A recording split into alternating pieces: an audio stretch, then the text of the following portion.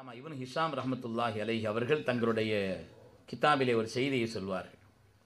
ஒரு பயணம், அந்த பயணத்தின் இடைவெளியிலே அருமை நாயகம் ஸல்லல்லாஹு அலைஹி வஸல்லம் அவர்கள் ஒரு 2 பேரை அழைத்து, என்னுடைய ஒட்டகம் காணாமல் போய்விட்டது, அதை போய் தேடிட்டு வாங்கன்னு சொன்னாங்க. அவன் அந்த கூட்டத்தில் இருந்த அப்துல்லாஹ் இப்னு லகீத் என்ற ஒரு முனாஃபிக், அவன் சொன்னான், ஓ யுஹ்பிருக்கும் பி ஹபரி ஸமா ஒலா எதிரி ஐன நாக்கத்துஹு, அந்த வானத்திலிருந்து அப்படி வருது, இந்த வானத்திலிருந்து இப்படி வருதுன்னா நமக்கு செய்தி சொல்கிறாங்களே, அவங்க ஒட்டகம் எங்கே நிற்குதுன்னு அவங்களுக்கு தெரியலையேன்னு சொல்லி சொன்னாங்க. அந்த முனாஃபிக் சொன்னான். சஹாபிகள் கோபித்தார்கள். அந்த கோபத்தின் விளைவாக அவர்கள் மீது பாய துணிந்தார்கள். ஸல்லல்லாஹு சொன்னாங்க, எப்பவுமே ஃபித்னாவை தான் அடக்கணும், ஃபித்னா பண்ணுற ஆளை வச்சிடக்கூடாது, அது பெரிய ஃபித்னாவாக போயிடும். ஆளுங்க கூப்பிட்டு வாங்கன்னு சொன்னாங்க. ஸல்லல்லாஹு சொன்னாங்க, இன்ன இடத்தில் இன்ன திசையை நோக்கி இன்ன பொருளை சாப்பிட்டு கொண்டு என்னுடைய ஒட்டகம் நிற்கிறது, இந்த 2 பேரும் போய் அதை பிடிச்சிட்டு வாங்கன்னு அடுத்து அலி ரலியல்லாஹு தஆலா அவங்களையும் சேர்த்து கூட அனுப்பிச்சி வச்சாங்க. அவங்க போய் சொன்ன மாதிரி குறிப்பிட்ட இடத்திலே குறிப்பிட்ட அந்த ஒட்டகம் குறிப்பிட்ட பொருளை சாப்பிட்டு கொண்டு அந்த திசையை நோக்கி நின்று கொண்டிருக்கிறது, பிடிச்சிட்டு வந்துட்டாங்க. இப்போ அந்த முனாஃபிக் உடல்ல இந்த செய்தியை அப்போதையே சொல்லியிருந்தா இந்த கேள்வியே வந்திருக்காதுன்னு நானா. அப்போதே என்னுடைய ஒட்டகம் காணா போச்சு, இந்த இடத்துல நிற்கிது, இந்த திசையை நோக்கி நிற்கிது, இந்த பொருளை சாப்பிட்டுட்டு இருக்குது, போய் பிடிச்சிட்டு வாங்கன்னா இந்த கேள்வியே வந்திருக்காது. சொல்லாங்கன்னா கேள்வி நியாயம், ஆளுங்க கூப்பிடுங்கன்னாங்களாம். கேள்வி நியாயம்தான், ஆளை கூப்பிடுங்கன்னு சொல்லிட்டு சொன்னாங்களாம், என் ரப்பு எதை செய்ய சொல்கிறானோ அதைத்தான் நான் செய்வேன், எதை சொல்ல சொல்கிறானோ அதைத்தான் நான் சொல்வேன். ஒட்டகத்தை தேடும்படி உங்களிடத்தில் சொல்ல சொன்னான், எனவே சொன்னேன். ஒட்டகம் எங்கே நிற்கிறது என்று என் ரப்பு சொன்னான், அதை சொன்னேன். இந்த கேள்வி வந்த பிறகு இந்த பதிலை சொல்ல சொன்னான், அதை சொல்கிறேன். மா யன்திகு அனில் ஹவா இன் ஹுவ இல்லா வஹ்யுன் யூஹா. அல்லாஹ் குர்ஆனிலே சான்றளிக்கிறான், எதையுமே அவர்கள் மனோ இச்சையின் வழியாக பேசுவதே இல்லை. இன் ஹுவ இல்லா வஹ்யுன் யூஹா, பேசுவதெல்லாம் வஹி என்று அல்லாஹ் தஆலா சொன்னார்.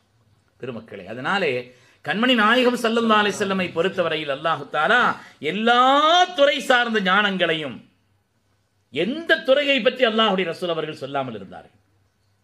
பூமி தொடர்பான செய்தியா, வானம் தொடர்பான செய்தியா, காற்று தொடர்பான செய்தியா, நீர் தொடர்பான செய்தியா, எது தொடர்பான காரியத்தில் அல்லாஹ்வுடைய ரசூலுக்கு அல்லாஹ் தஆலா அந்த ஞானத்தை குறைவாக வைத்திருந்தான்? எல்லாவற்றையும் பற்றி உண்டான நிலைப்பாடுகளை வைத்திருந்தான். ஹஜ்ரத் ஆயிஷா ரலியல்லாஹு தஆலா அன்ஹா அவர்கள், நம்முடைய தாய், அவர்கள் சொல்வார்களே, ஸல்லல்லாஹு அலைஹி வஸல்லம் ஒரு குர்ஆன் என்று சொன்னார்கள். எழுத்து ரீதியாக குர்ஆனாக நாம் ஓதக்கூடிய முஸ்ஹப் இருக்கிறது என்று சொன்னால், கருத்து ரீதியான செயல்பாடுள்ள குர்ஆனாக கண்மணி நாயகம் ஸல்லல்லாஹு அலைஹி வஸல்லம் இருக்கிறார்.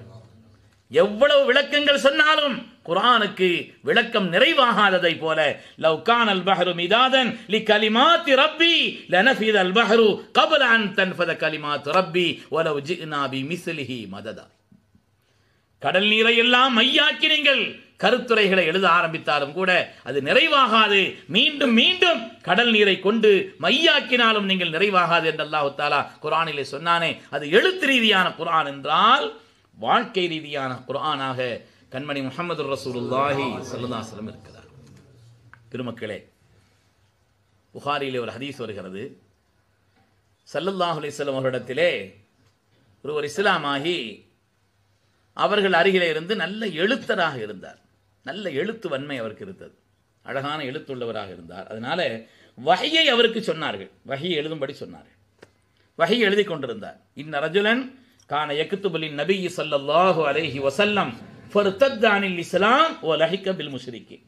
வஹியை எழுதி கொண்டிருந்த அவர் முர்த்தத்தா போயிட்டார், தீனை விட்டு மதம் மாறி போய் முஷ்ரிக்கீன் இடத்துல போய் சேர்ந்துட்டார். அந்த விஷயத்தை விட அங்கே போய் சொன்னார், நான் எதை எழுதி வைக்கிறேனோ அதைத்தான் வஹி என்று இந்த முஹம்மது சொல்கிறார், நஊது பில்லாஹ் சொன்னார். சாதாரண செய்தியா இது? ஸல்லல்லாஹு அலைஹி வஸல்லம் இதை தாங்க முடியவில்லை. பூமி தாங்கும் செய்தி அல்ல இது. ஸல்லல்லாஹு அலைஹி வஸல்லம் அவர்களை குறித்து சொன்ன இந்த வார்த்தையை அல்லாஹ்வுடைய ரசூல் இதை கேட்டவுடனே சொன்னார்கள், இன்னல் அர்த லா தக்பலுஹு, இந்த பூமி அவரை ஏற்றுக்கொள்ளாதுன்னு சொன்னார். கடுமையான வார்த்தை சொல்லியிருக்கிறார். இந்த பூமி அவரை ஏற்றுக்கொள்ளாதுன்னு சொன்னாங்க. அவருடைய வாழ்வின் முடிவு நீண்ட காலம் அந்த வாழ்வினுடைய முடிவை பற்றி சையதுனா அபூ தல்ஹா ரலியல்லாஹு தஆலா அன்ஹு அவர்கள் சொல்லக்கூடிய செய்தி இமாம் புகாரி ரஹ்மத்துல்லாஹி அலைஹி தங்களுடைய கிதாபிலே சொல்வார். நாங்கள் ஒரு கூட்டத்தாரோடு சேர்ந்து பயணம் சென்று கொண்டிருந்தோம். ஒரு குறிப்பிட்ட ஊரிலே ஒருவருடைய மையத் ஜனாசா உடல் நாரி போய் வெளியிலே கிடக்கிறது. மையத்து நாத்தம்னா அப்படி நாற்றம் தானே, தாங்க இயலவில்லை. அந்த ஊர்க்காரங்கள்ட்ட கேட்டேன், ஏன் இப்படி வெளியில் போட்டிருக்கிறீங்க, நாற்றம் தாங்க முடியவில்லையே என்று நாங்கள் கேட்டோம். அந்த ஊர்வாசிகள் சொன்னார்கள், நாங்கள் பல தடவை தஃபன் செய்து பார்த்து விட்டோம்.